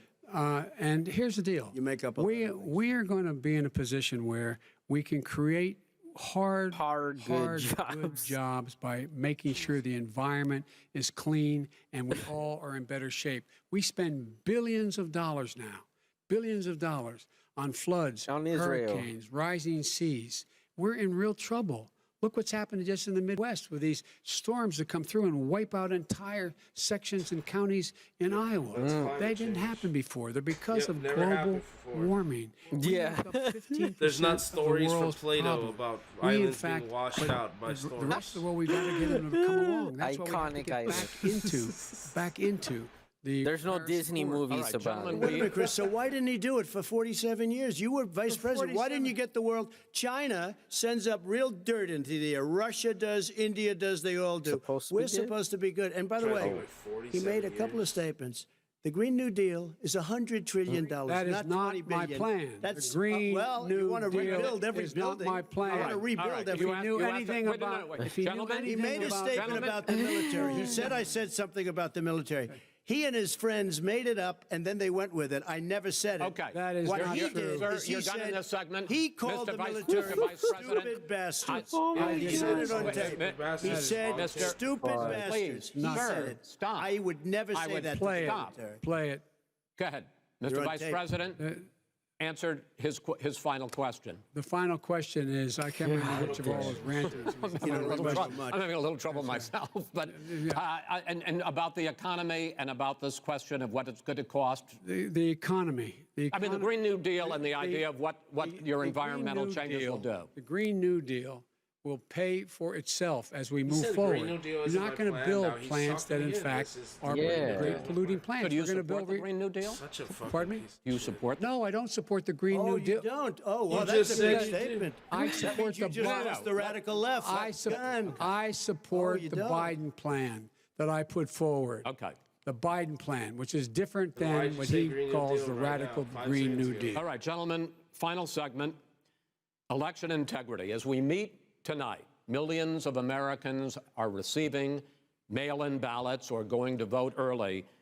How confident should we be that this will be a fair election? And what are you prepared to do over the next 5+ weeks, because it'll not only be to Election Day, but also counting some ballots, mail-in ballots after Election Day. What are you prepared to do to reassure the American people that the next president will be the legitimate winner of this election? In this final segment, Mr. Vice President, you go first. Prepared to let people vote. They should go to iwillvote.com. Decide how they're going to vote, Can you when they're going to ensure vote, us and what that means by this which is they're going to all vote. not a hoax? His own Homeland Security Director and as well as the FBI Director says there is no evidence at all that mail-in ballots are a source of being manipulated and cheating. They said that. The fact is that there are going to be millions of people because of COVID that are going to be voting by mail-in ballots, like he does, by the way. He sits behind the Resolute desk and sends his ballot to Florida, number one. Number two, we're going to make sure that those people who want to vote in person are able to vote because there are enough poll watchers That's what I don't make get, sure they can socially distance. The polls are open on time, and the polls stay open until the votes are counted. And this is all about trying to dissuade people from voting because he's trying to scare people into thinking that it's not going to be legitimate. Show up and vote. You will determine the outcome of this election. Vote, vote, vote. If you're able to vote early in your state, vote early. If you're able to vote in person, vote in person. Vote whatever way is the best way for you, because he cannot stop you from being able to determine the outcome of this election. And in terms of whether or not when the votes are counted, and they're all counted, that will be accepted. If I win, that will be accepted. If I lose, that'll be accepted. But by the way, if in fact he says he's not sure what he's going to accept, well, let me tell you something. It doesn't matter, because if we get the votes, it's going to be all over. Man, I'm tripping out because it's like I'm staring at Biden's head and it looks like he's bald, man. Just make sure you understand you have it in your control to determine what this country's going to do in 4 years. Is it going to change? We're going to get 4 more years of these laws. Yeah, dude, I'm tripping balls with that. 2 minutes. So when I listened to Joe talking about a transition, there's been no transition from when I won. I won that election. And if you look at crooked Hillary Clinton, if you look at all of the different people, there was no transition because they came after me trying to do a coup. They came after me spying on my campaign. They started from the day I won and even before I won, from the day I came down the escalator with our First Lady. They were a disaster. They were a disgrace to our country. And we've caught them. We've caught them all. We've got it all on tape. We've caught them all. And by the way, you gave the idea for the Logan Act against General Flynn. You better take a look at that because we caught you in a sense. And President Obama was sitting in the office. He knew about it too. So don't tell me about a free transition. As far as the ballots are concerned, it's a disaster. A solicited ballot, okay, solicited is okay. You're soliciting, you're asking, they send it back, you send it back. I did that. If you have an unsolicited, they're sending millions of ballots all over the country.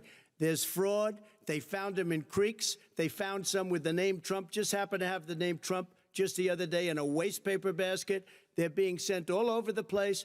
They sent 2 in a Democrat area. They sent out 1,000 ballots. Everybody got 2 ballots. This is going to be a fraud like you've never seen. The other thing, it's nice on November 3rd, you're watching and you see who won the election. And I think we're going to do well because people are really happy with the job we've done. But you know what?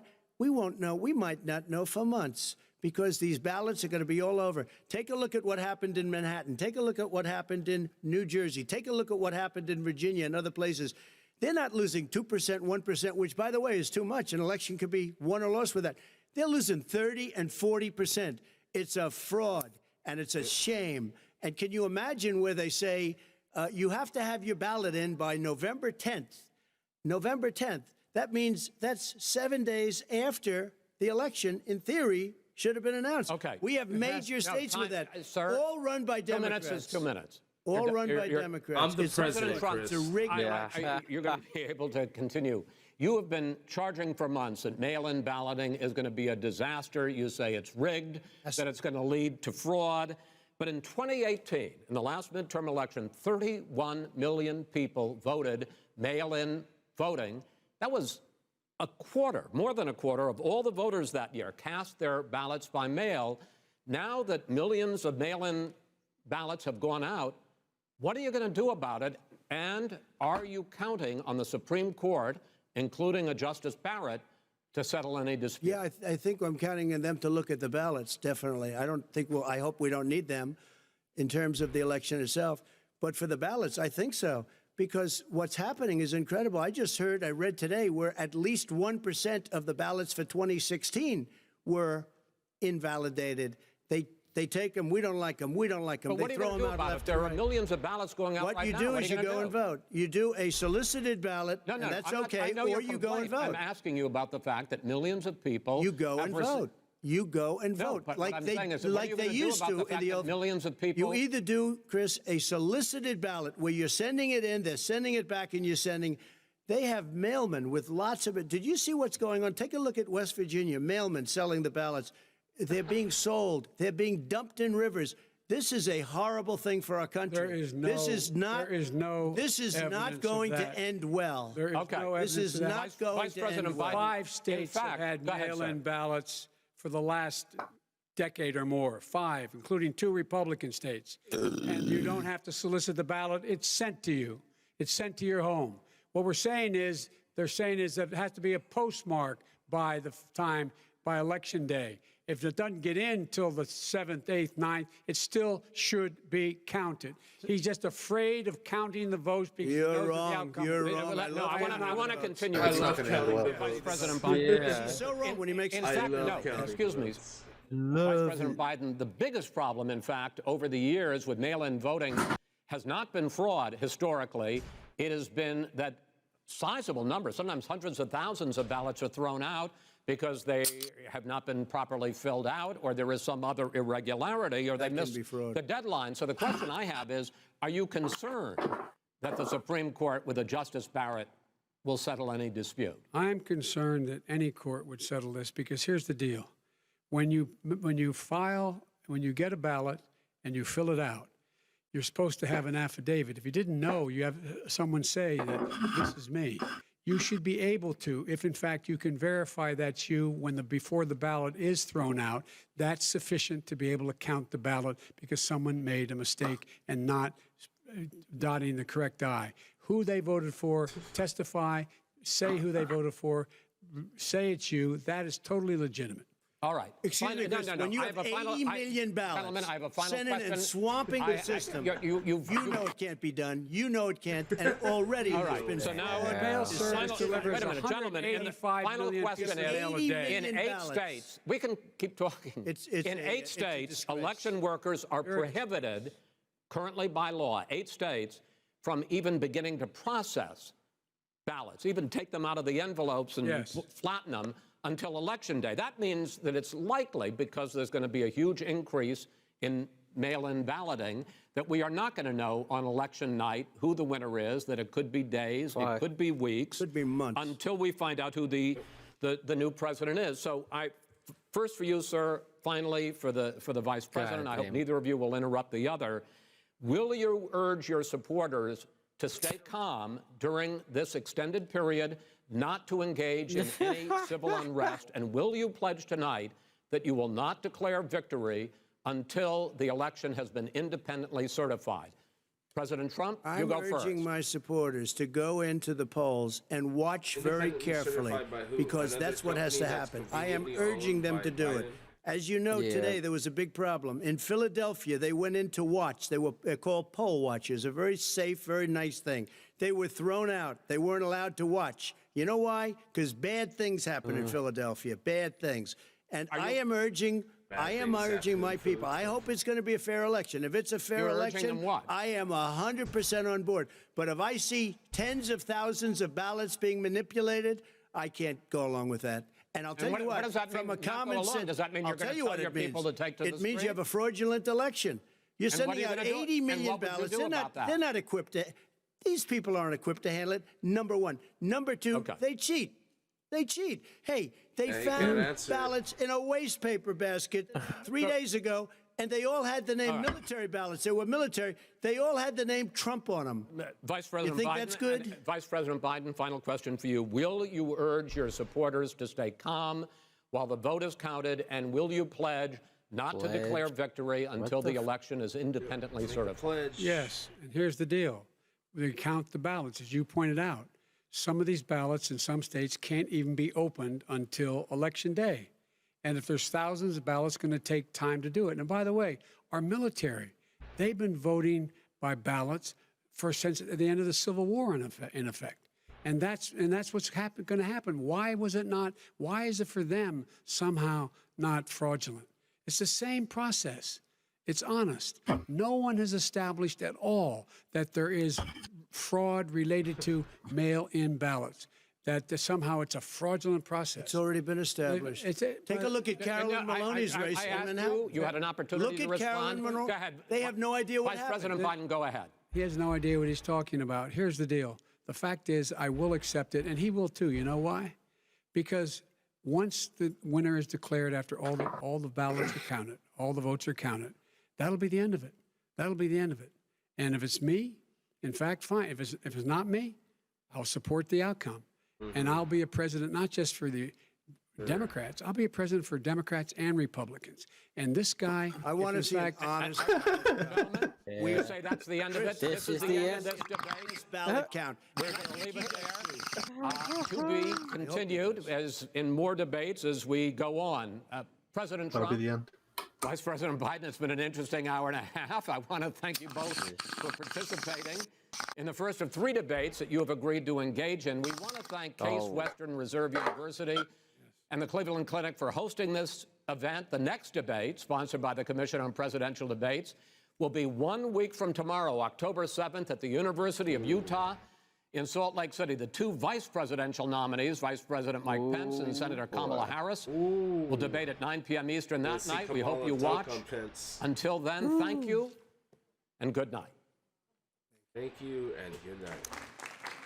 Clearly, this was the most chaotic presidential debate I've ever seen, and I suspect most of you, if not all of you, have ever seen most chaotic presidential debate, and it will certainly raise a lot of questions, about the future of the What's going on with you, Anger? These 2 candidates. I wouldn't be surprised, by the way, if this is the last presidential debate between the President of the United States and the former Vice President of the United States, but we shall see fairly soon.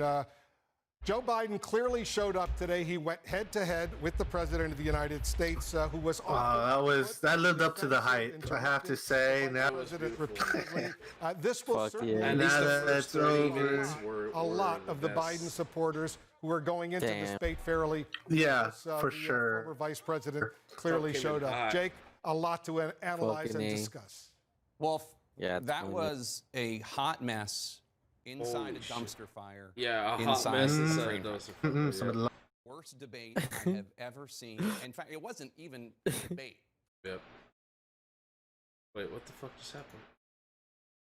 Is it over now? Did they stop this stream or what? But yeah, that was incredible. The first 30 minutes were fucking hard. Not abiding by the rules that he agreed to. Fucking hard. Lying, maliciously attacking the son of the vice president. When asked to condemn white supremacists, straight up like, I am he the brought up the name Party. of a neo-fascist. It's like fucking Iron Man. He's like fucking the Iron Giant. That's true. He straight up said that. It's like, well, this is what your party wants, Biden. He's like, but I am the Democratic Party. I am the Democrats. It's just basically straight up like, I don't give a fuck what my party wants. Like, me. You got. It's like, who gives a fuck who's voting for me? I'm already the leader. I'm already the fucking leader. And, they're talking about Supreme Court shit, and he's just basically like, the only time the people get a voice is when they vote for president or vice president. Like, he's just basically saying it straight up. This is the only time, the people don't get to vote for the Supreme Court justice. The people don't get to decide anything else, really. The only time they get a voice is when they vote president or vice president. Of which, I am the Democratic Party. You nominated me. You chose me. Oh, man. That particularly on the latter point, Yeah, that was great. He went in fucking hard, Trump. But every time Biden would like laugh at something Trump would say, whenever Trump would like dunk on Biden, he was laugh. You know, it was supposed to come off as that kind of laugh, like oh stupid Trump, you know, like oh silly Trump, it's ridiculous. just, Yeah, you know, laughing at somebody the way that we laugh at Biden and shit, right? Right. Yeah, but. Every time you laugh, it just came off as like an old person where you're like coming into like an old teenage person. You're like coming to the room like, did somebody poop in their diaper? And he's just there like, yeah, I think I did. I think I did make a poop in my diaper. Oh, Grandpa Joe, did you molest the little girl again? Like, I think I did. Silly me. That's the laugh he had every fucking time. When he would get called out, when Trump would call him out, and he just flabbergasted, or you know, he's just, I can't believe Trump did this. You know, that's what it's supposed to come off as, but he's just laughing because it's so ridiculous. Trump's bravado, just Trump's nuts, just all up in fucking Joe Biden's mouth. For real. All up in his face, rubbing it all over his fucking face. Chris's too. Chris's too. Yeah. Chris was on his side. Chris kept saying like, "But wait, Trump, like, but wait, Daddy, I'm totally backing you up. I'm totally sucking your dick, Trump. Just give me a second. I'm gonna tell Joe Biden how good you are." And he's just like, "Chris, shut the fuck up. I'm running this shit. I don't need your help. I appreciate that you're helping me, but I don't fucking need it. Just, I'm gonna come on Biden's face. There's nothing you need to say. Just sit back." So this is the new script. This is the president's debate script on the debate stage. Is the way that yeah. behaved. It has to. This has to be that presidential debate sketch. We gotta have that in there. The whole dick over. Yeah, on people's faces. just your interpretation of it. You know what I mean? Like you don't gotta watch the whole thing. Just watch the reenactment. Yeah, It's basically what happened. You know. Chris Wallace Highlights. trying to suck his nuts. Sorry. Go for it. No, I was gonna say there was a great moment when Biden is basically asking him to like. I'm gonna see if I can go back and I don't think he can. Go back he even did the hand motion, right? Like, yeah, like come if you want to come say it to my face, you know. He does, like, this hand movement. And it was during the most childish part, and it's just so funny because we all know Biden, you know, from seeing all these things, Biden has this temper, but it was during the most childish part when he's like, smart. You want to talk about That's smart right. Biden? Yeah. You can't even remember what school What you college went to. you went Yeah, what to. college you went to. I don't ever want to hear you say anything about being smart. Yeah, and if you graduated, you were at the bottom of your class, like. And, That's right, or near it. Or near it. It's so fucking funny. Like you're at the bottom or near it. Like it's just so fucking ridiculous. And that's what sets Biden off. He's like, "You want to come?" Like he's like, "You want to fucking fight me? Come." Whoa. Nobody calls me stupid. Yeah. You want to say it to my face? Yeah. It's just the most ridiculous part. Like, holy fuck. That's what he got mad about. He didn't even want to fight him when he was trashing his son. He didn't even want to fight him. Right. But when he was like, you didn't even go to the, you know, you're a fucking idiot. You're not the valedictorian. You know, you're at the bottom of the class, Joe. He's like, Josh, I'm gonna fucking I'm gonna whoop your ass, Trump. Yeah, he's that old. That's his generation. Oh, you whippersnapper! I'm gonna get you. I may have duty in my diaper, but I got fists of steel. But it was so bad. Like that's the thing that set him off was the smart comment. It was so, yeah. And as they're saying right now, nothing smart about you. Trump attacks Biden's intelligence. Nothing smart about you. Fuck, man. Oh fuck! And wait, is it the VP debate or is it next week? Next week, I thought. Oh fuck! the American people. It can't be next. Is it on right now? Is it coming on? I mean, they're gonna show it if it is. Yeah, let me look it up. I thought it was next week. Chris Wallace was pressing the president. Yeah, I don't think they'll do a double header like that. That's too much. Yeah, bro. That's like a fucking Lord of the Rings saga right here. They would have opened up for Trump and Biden with them first. Yeah, you're right. You know, you're right. You're fucking right. All right. What am I thinking? That's right. Yeah, they would have been the opener. Right?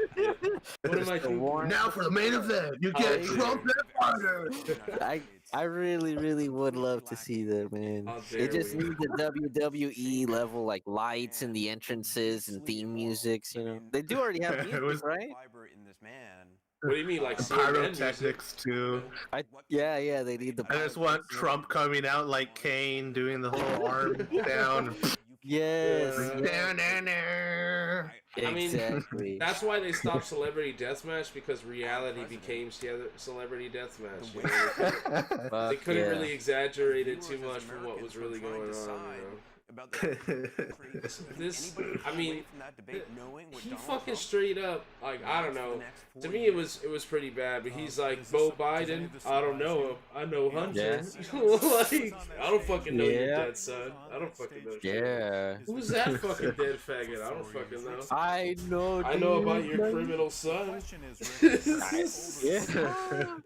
Is my son a loser? He went to war and he got discharged for doing cocaine. Damn. Is this Rick Santorum, the piece of shit filth? Is that who it is? Right up here on the screen.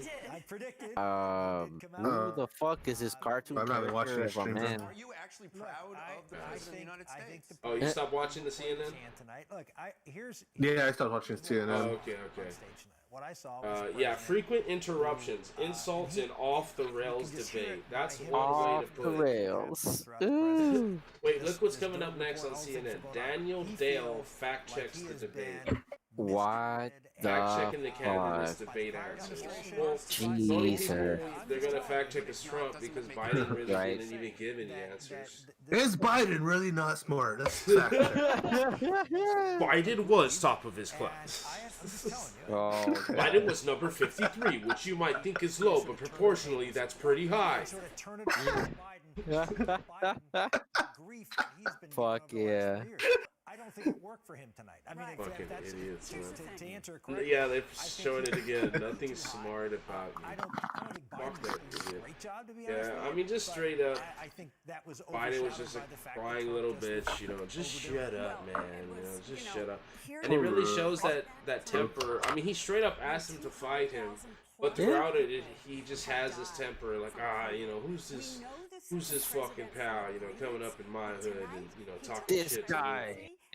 Yeah, he has no kind of grace. He has no kind of elegance. He's just like a jock that, like, got old. yeah, not just that got old, but he's just like a jock that, like, is just giving it up for, like, I don't know, just this weak, gay jock. You know, imagine a jock like, yeah, I'm gonna fucking kick your ass, bullies, and like, right away, honey, I'll be right there to, you know, lick your pussy. You know, like, I don't know, this weird, you know, right away, honey, I'll change your tampon for you. Just right after I kick this bully's ass. You know, right after I kick this little nerd's ass. Right after I teach this man consent.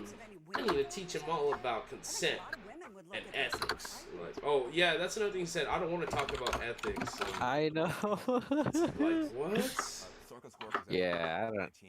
That was interesting. Of course, you don't want to talk about ethics because you have none.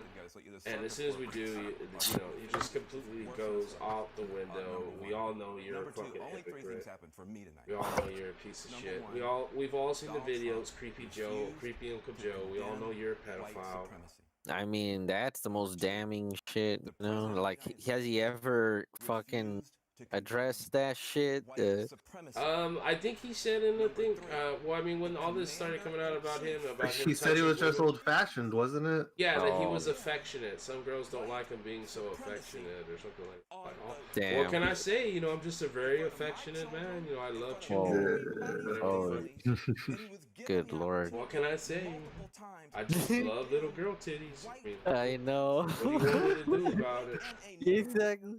This was okay back. Exactly.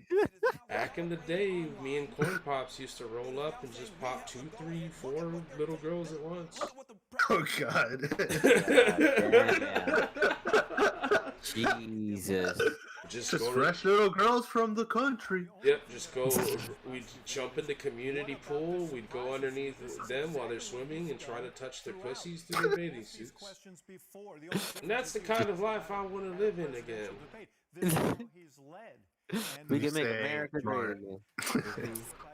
Yeah, let me tell you folks, when my son Beau Biden, when my son Hunter Biden was fucking my dead son's wife, let me tell you folks, I was listening in the other room and it was pretty enthralling. It's pretty spicy. Pretty enthralling. Enthralling shit.